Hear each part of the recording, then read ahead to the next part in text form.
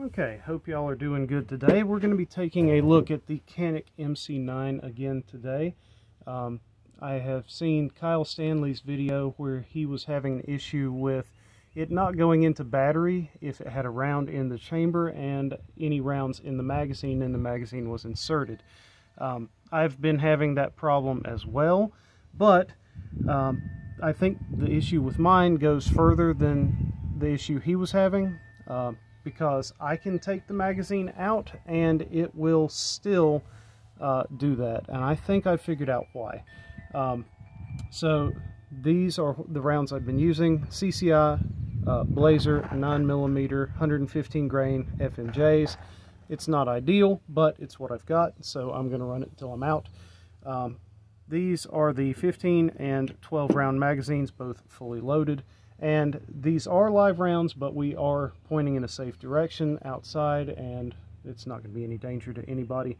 So what we're going to do is we're going to take the 15 round, put it in, and then we're going to insert one into the chamber. Now we're going to remove the magazine. I'm going to put the other magazine in, which is fully loaded. It does take some pressure to compress that spring. Now, if I pull back the slide just a little bit, enough to start extracting the round, and then ride it forward, it will stop in the out of battery position. As you can see here, it is back a good little bit. If I push on the back of the slide, it will continue back forward, but I have to push it, and there's about 2 or 3 different steps that it goes through before it goes all the way into battery. And there's more, that tells me there's more than one point of contact, more than one issue that we're having here. Now, if I remove the magazine completely, there is still a round in the chamber. I can do the same thing. There's less resistance because the magazine spring is not pushing on it, but it will still remain in the out of battery position without the magazine. So you can, once again, push on the back. It will go home. Much less resistance this time because the magazine's out. But here's what I found.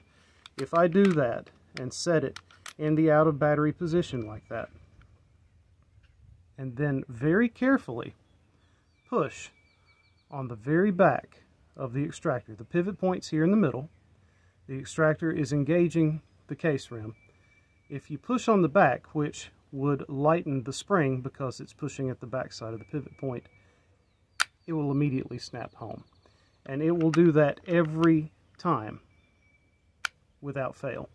So at least some of the issue that I've been having on mine is too much pressure from the extractor onto the case, and also, in my opinion, the fact that the bolt face itself has not been polished, and we're going to demonstrate that as well. The feed ramp is okay. It's not perfect, but the feed ramp is going to get polished. Everything is going to get polished before I do my next range video. The main spring is fine. There's nothing out of place. Everything's the way it should be there. On the barrel, you can, I don't know if it picks it up or not, but there is some fine striations of machining marks remaining. I am going to be polishing that out and getting that to a mirror finish so that that's not in the equation. I do still have a little bit of copper fouling on the underside of the feed ramp. Could be with the bullet length and the bullet type, not sure. Going to mess around with a couple other loads and see if that makes any difference on that.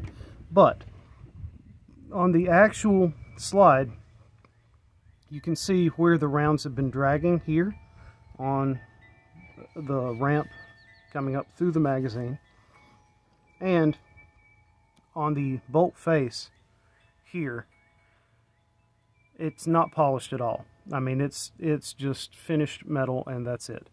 The extractor is fairly sharp. I don't see it gouging into the brass very much. There's a couple little scratches, but nothing crazy.